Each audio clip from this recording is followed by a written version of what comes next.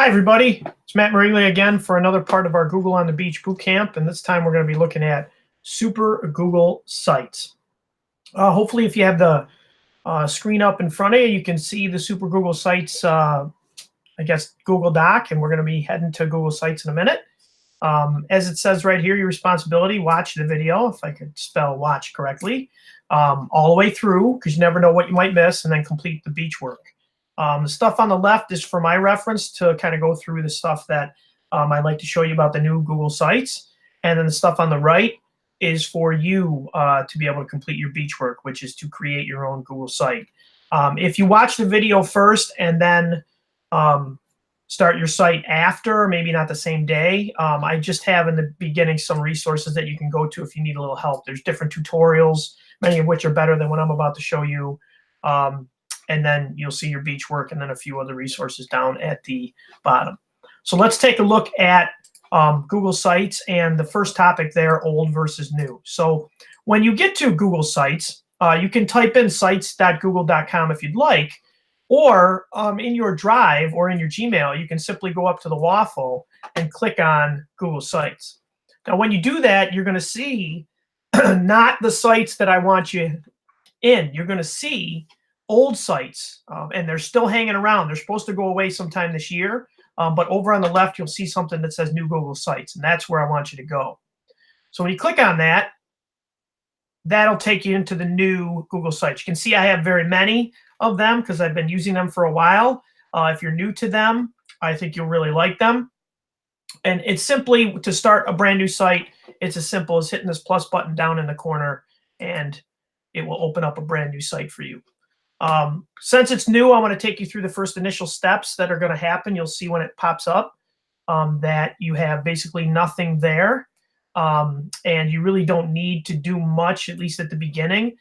This is much more user-friendly than the old Google Sites, which could be real bulky and kind of turned a lot of people off. And Google knew that, so they changed it quite quickly. So that's the basic difference between old versus new. If you have any old ones, there is a tool that you can use if you look up to convert them to new Google Sites. I would recommend you doing that if you have old ones that you'd like to keep current. Remember, though, there are always something lost in translation when you go and you do that. So I'll go back to my sheet here. I showed you basically old versus new, and I showed you basically how to create a site. It's pretty simple. So let's take a look at titles and themes. So I'm in my site. I really don't have a title for it. Up in the corner, when I hover my mouse over it, you'll see this box appear, and I can name it. I'm going to call it Google on the Beach because it's what we're talking about.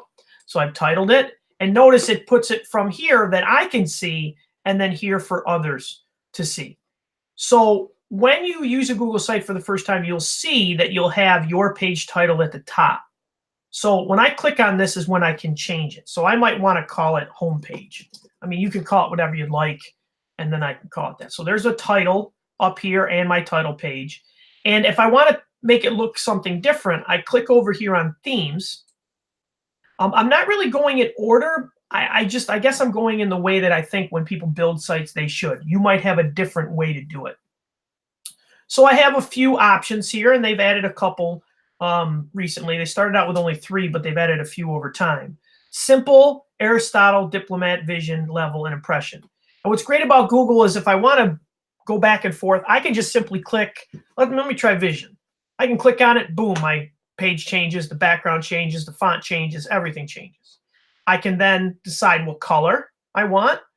Recently, in the past year or so, they used to give you just kind of only a few to choose from. Now they give you this paint can, and you can then pick a lot of different colors to change it to look the way you want. They also give you a few font styles. I can make it bold.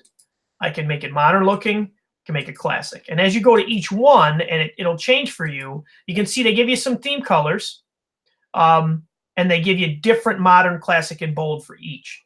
So I can go back and remember that I chose yellow last and go back to that and change to yellow. So let me go back to the Vision, what we had there. We got our yellow, and there's our themes. And again, they don't give you too many choices, which I like a lot, because then you're not spending all your time doing that. So I'm going to go back here. So those are titles and themes. Now, probably the biggest part of it is adding content to your site and manipulating the menus, which will take us the longest to take me the longest to show you. So I have this title page, and as you hover, you'll see things will change quite quickly. So I'm going to go across the top here first, and then we'll make our way down. So we have our Google on the Beach. I showed you where you could change the title. It tells you all your changes, save and drive. It's a document saved in your Google Drive like a doc or slides or a sheets. It's all there. So I'm going to navigate back to my drive and show you that I got to Google Sites this way. There's another way to get to Google Sites by clicking on New. And if I go to More, I have sites there as well. And that'll take me right to the new version. It'll open up a page that looks like that. I have a undo and a redo. I can preview what the site's going to look like by just clicking that button. You see my screen changed, and I have a choice. This is the way it looks on a computer. Here's how it looks on a tablet. Here's how it looks on a phone. Really neat to be able to do that. And when I'm done with preview, I X out, and I'm back to my edit page. That's super simple, super great. I don't have any link because I haven't published it yet. I can share the site with others. Now, I would recommend you, if you're sharing it with me, you're giving me editing privileges to it. When we share a site with someone for them to see it, we might not want to use this. So when I click on this, you can see the sharing comes up. But I'm going to share it almost like I'm allowing someone to edit it. I just want someone to see it. I want to go over here to publish. I'm going to skip over the 3 dots for a minute. So if I have it kind of going, I'm going to hit published. Because it's the first time that I'm publishing it, it's going to ask me for a web address. It's a little confusing, but I'm going to type in Google on the Beach. Google on. Notice as I type it, what happens. It will add it to the end of sites.google.com, the / your organization, which mine is *, and then whatever you're typing. So I'm going to type in the beach, and let's see if it'll let me use it. If it tells me the name contains forbidden or reserved words, probably because I'm using Google. So I'm going to eliminate Google there. It's going to spin, and it gives me a check mark. When it gives me that check mark, that means that I'm able to publish it. Okay. Anybody who can view my site, that's who can see it. I can also hit manage. So now who do I want to see it? I can go back and change it there as well. When I hit change to who I want to see it, this is anyone at StartPoint can find it. I can make it public if it's for everyone besides my school, and I can only make it for specific people. This part, I'll say this again, this part is super important if you're having students build their own sites, especially younger students. You might want to go through each one of theirs and make sure it's set for only you to see it. You might not want to have a 10-year-old have a website out there. Now, on the flip side, if you have a portfolio for young students, you'll be able to allow them to create sites and put all their docs and things right in an electronic portfolio. I've done this with 7th graders before, working with a few teachers. This works out wonderful. So I'm going to get out of that. I'm going to hit publish, and you're going to see it spin for a little bit. And I should get a pop-up on the bottom. Your site has been successfully published. So when I click on this, it's going to take me now to that address that I created up there, and /home because it's the home page. So now it's this link that you can share with me so I can see your site as it would exist. And then I can actually email you some comments or things if I find anything you might want to do. If you go to this site as an editor, you can see your pencil exists for you to fix it or edit it. Person looking at this that doesn't have access will not be able to see it. So those are the menus across the top. Notice the publish button has now have a triangle drop down. So when I click on that, I can control my publish settings that I saw originally. I can view it. Or if I say, you know what, I want to take this down because it's old or I'm not using it or I need to update a brand new one, I can unpublish it. The 3 donuts up at the top, when I click on those, it's going to give me some site analytics in terms of visitation. I can copy the site to a brand new site if I want. If I duplicate it, it'll give me the same thing. So if I'm maybe doing something year to year, I can just duplicate what I have and then change the years. This is newer. I didn't know what this was. I had a teacher actually show me this. They asked me what a favicon was. A favicon is when you're up in the top of your tabs. You see how YouTube's got this little red TV with a play button. Google Docs has that. Google Sites has this. Drive has the little triangle. So when I add a favicon, I can upload a picture that will then appear in this little spot when I want to use it. So I'm going to hit select. Again, I'll do a search. Let me look for a beach. I don't know. Again, they're really picky about how large they are. I'm going to pick this one right here. Hit select. I don't know if it'll work. It probably might not. Oh, it actually did work. Usually the pictures are too big. So when my site is published, I'm going to hit publish again. Every time you do something new to the site, you got to click publish for it to appear. Let me say that again. Every time you do something new to the site, you have to click publish for it to appear. So if you're ever working on the site and you haven't clicked publish, it's really not going to show up. So I'm going to go to the publish site so I can show you the favicon real quick. Notice up in the corner, I have my beach picture that's there. So that's a favicon. Not a big deal, but it's kind of cool. So they have that. They have some info settings. You can report a problem. And if you really want to take the tour, it's almost like a step-by-step. It didn't pop up for me because I've used it before. It might pop up for you right away. So those are the menus there. If I go across the side here, you can see I have a menu that allows me to trash the header. This allows me to change the background image. So when I click on background image, if I don't like what they've given me, I can then go and give the preloaded ones that they have. And they have some pretty nice ones. I can add my own. They might ask me to resize it when I do it. Let me pick this this beautiful one there. I don't think they have a beach view. At least I don't see one. So I'm going to hit select. You can see this is going to adjust it for readability. It's going to change whatever I have here so it fits. So it changed my white text to black automatically so it will read. If I want to keep it white, I just simply click on that and it'll go back to the way it was before. Actually, it didn't change it for me. Kind of left it black. So I'd have to go in here and I'd have to change this. So when I click on this, it's going to give me a menu where I can change the different kinds. Do I want a heading? Do I want it to be a title? It's going to let me center it or justify it. I can then insert a link to it if I want, and I can trash it. The other menus are I can reset it to the beginning, how it looked from the beginning, which is nice. The header type, it gives me cover, which is huge, large banner, normal banner, or if I just want the title. So I try to keep the banners for the title pages, and then in my pages behind it might be a smaller banner or something like that. Cover is really large. It's going to take up your whole page when you see it.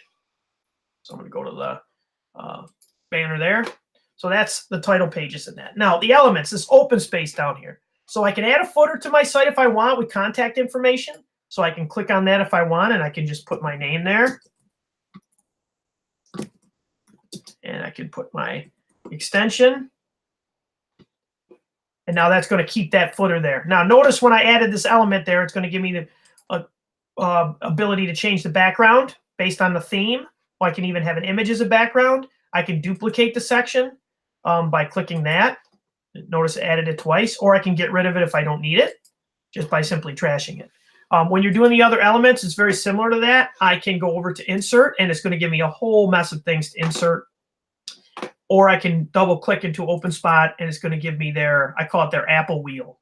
I can add text, I can upload something, I can add images, I can embed if you're in embed code, or I can pick from my drive. So that's how we add content to it. The content itself is pretty easy to use. So if I click a text box, it's going to give me a text box with a Google Drive or Microsoft Word type things to type. So I can do that. So let me say I want to add text, introduction. I'm just going to type something so you can see how it works. Now, when I have that up, you see I have these little dots here. This allows me to move it. You can see when I pick it up how that changed. It gives you these thin bars and big bars so you can really see how you're sizing it. You can size it close like this and gives you the bars so you can really match up the sizes with each other. I can add another element next to it. So if I add more text, I could say, intro part 2. Can do that. And then I can shrink it. I can see how many bars that one is, and I can make it the same. So I can have columns, which is nice. If I have documents in my Google Drive or images, I can simply click on that, and it's going to give me my entire Google Drive since I'm signed in, comes up, and I can bring things in there, which is really neat. These menus on the side are neat. I have different preconceived layouts that I can click on if I want to have it the same way. If I don't want to see those, I can click on that. It's going to bring it up. I can add a table of contents. I can add an image carousel. I can add a button that has a link, a divider. YouTube is right there. I can add my own calendar. If I have a separate calendar for a schedule, I can pop it in there. I can add a map if I want. So if I want to find a map, let's say I want to find Star Point High School. So I got that map. I like it. It's there. Maybe I want to have it to be a satellite map. I'm going to hit select. Boom, pops that map as an object right in there. And notice I can drag it to the middle. It'll give me those little bars to show me it's in the center. I can make it large or small if I'd like. Don't have it centered, so I'm going to move it a little bit. I have my options over here on the side. I can then change the background if I want to have some emphasis behind it, make it dark so it pops a little bit. Don't forget to hit your publish button. I can see what it looks like once I do it. You can see there are some things lost in translation between the published and how it looks when you type it. So you want to know that. There's my footer. There's that. And it's really nice. Really, really nice. And pretty easy and simple to do. I can enter docs, slides, sheets, forms. I can add charts. I can add a lot of things. Image carousels are for multiple pictures. Table of contents for just that, a table of contents. So when you're inserting things, it's pretty simple. And they've been adding to these little by little. If I want to have multiple pages, notice I just have a home page. But once I go to pages, I can add pages by clicking here. And I can name that page Google, let me call it beachwear. Let's say I was going to, I don't know, put clothes or something. So then I have that there. And since I have it as a second page, I might want to make it just the title only. And notice it's here. When I click on this, I can duplicate the pages. I have properties to pages that show me like the name of them if I need to change the name, if I'm changing it. I can have a custom path if you're really into URLs. I like to keep it simple. I can have subpages. So if I add a subpage, it will tuck it underneath beach gear. So now notice how it's indented underneath. Okay, so I have to go to beachwear for that. Now, my navigation up here, okay, notice when I hover over that, it's going to put it across the top, and it's going to drop my beach gear underneath. If I don't want it to do that, I can then change it. If I'm working on something, I can hide from navigation, so now you can't see it, so it's not there, and it shows you that it's not there. I can drag and drop these, so if I want to put it at the same level, notice I just dragged it, grabbed it, dropped it. I want it to be shown, so I'm going to show it. You can see it's going to pop up there. Now, once we start navigating to more than one page, this little gear wheel is going to show up over here. I can add my logo to the site. So if I have a specific logo, so let's say I had a beach logo. Favoricon's a little different, but maybe I want it to be the same one. Maybe this is my logo right here, so I'm going to click on that. Let's see if it's the right one. If not, I'll pick the other one. It's analyzing it. How do I want the background to be? Do I want it to be black up there? It's transparent. Keep the yellow that I have. Transparent will allow me to keep the theme that I picked. And then I just stop right there. It gave me some suggestions on themes to match the picture, which is really cool. So if it matches, see, it matches a little better with that. So now I have a little logo next to my thing. I got to hit publish, so it'll publish. You can see it's pretty intuitive. The only thing that I hear critical about it is that there's a lot of buttons everywhere. It takes you a while to get used to navigating all the buttons. I've done this a lot, so I'm pretty used to it. So now I have this up there. There's another thing under this gear wheel that when I click, I can change the navigation mode. If I hit side navigation, it's going to put all those into these 3 hot dogs over here, and then all your navigation will appear. If you want your navigation across the top, simply go back to top, and it's there.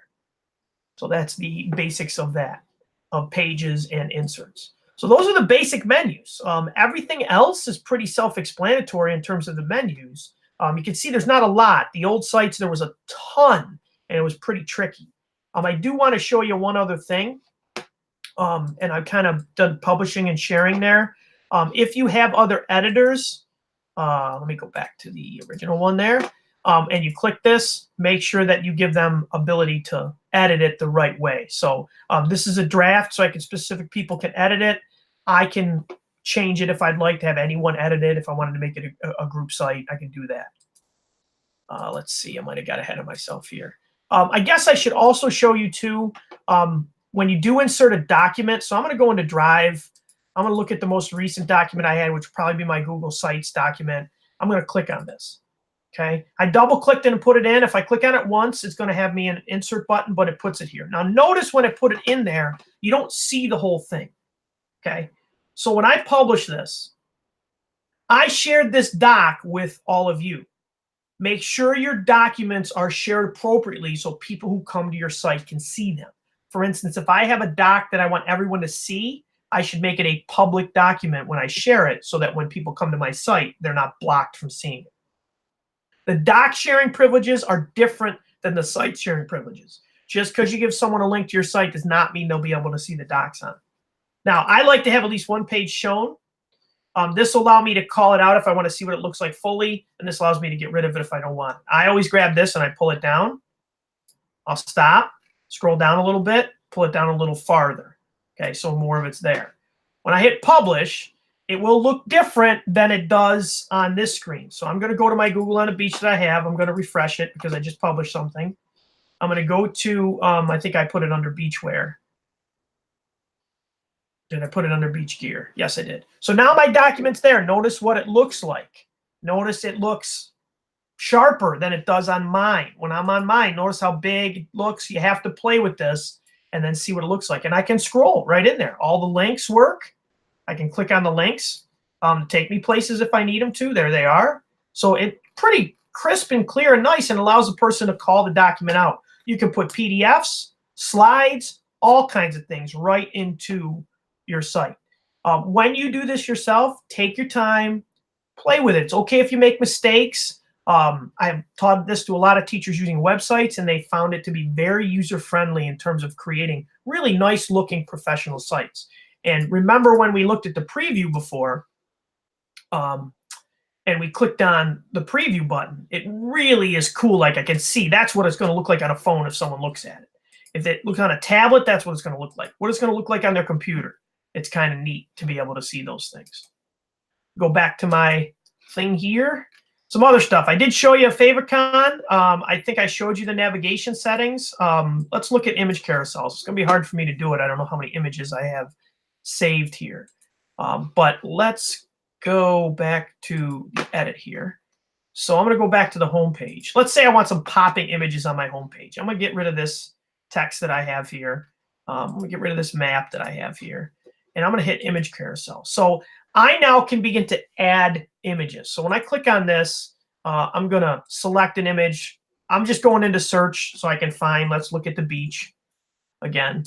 Let me pick this one, hit select. It adds it into my image carousel. I'm going to add another one. So I'm going to go back. I'm going to hit search again. I'm going to go into beach again. If you have ones in your own albums on your computer or you have them in Google Drive, that's fine. Add that one, hit select. Okay, it adds two. Notice when I hover over it, it's going to allow me to remove the image or add alternative text. Now, this is important if you have anybody who is can't see or is blind. You might want to add alternative text so they can when they hover their cursor over it, their screen reading program will read them. A lot of people don't know what alternative text is.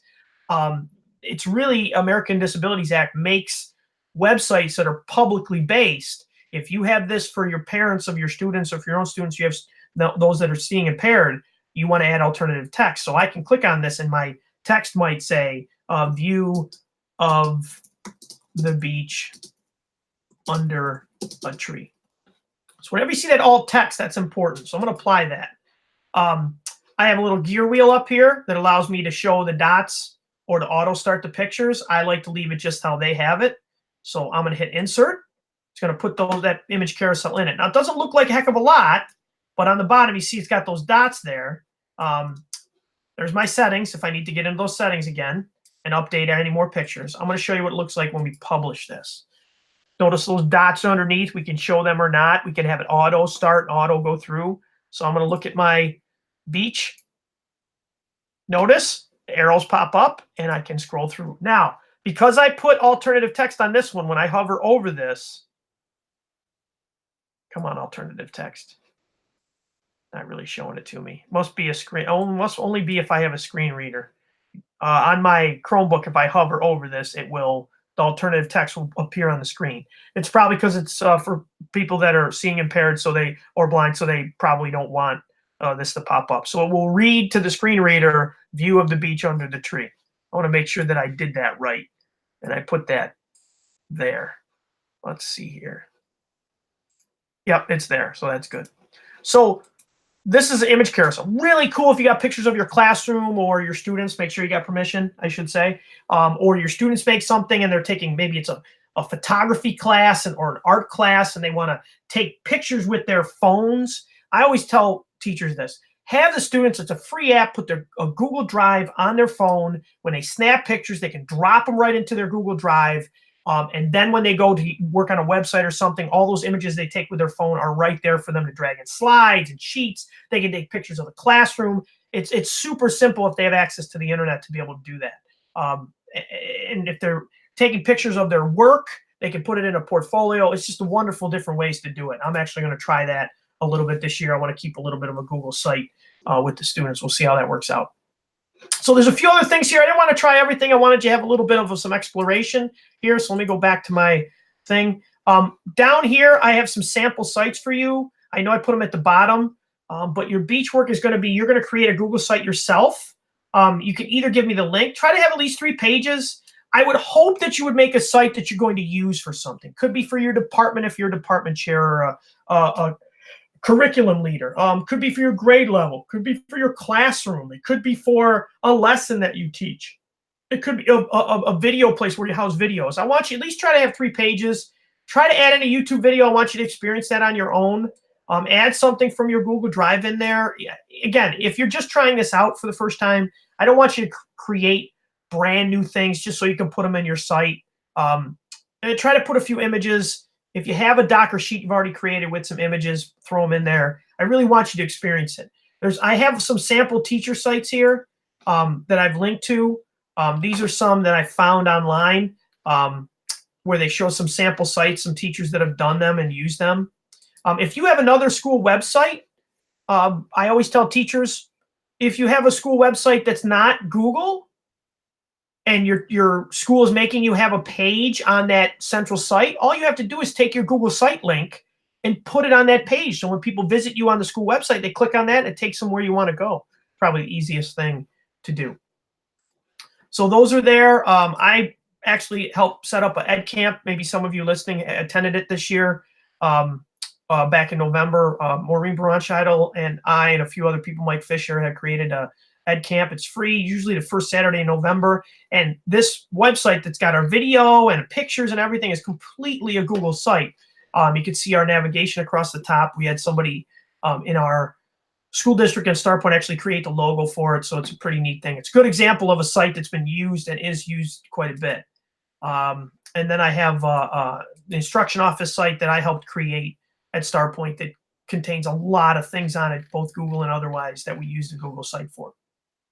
So that's Super Google Sites. Have some fun creating it. Hopefully you got a lot out of this video. Again, when you're sharing me your beach work, all you have to do is send me the link to your site, or you can share me as an editor. It's completely up to you. Again, any questions, my email address is right here. You can shoot me a question, make sure I get all your work, and enjoy.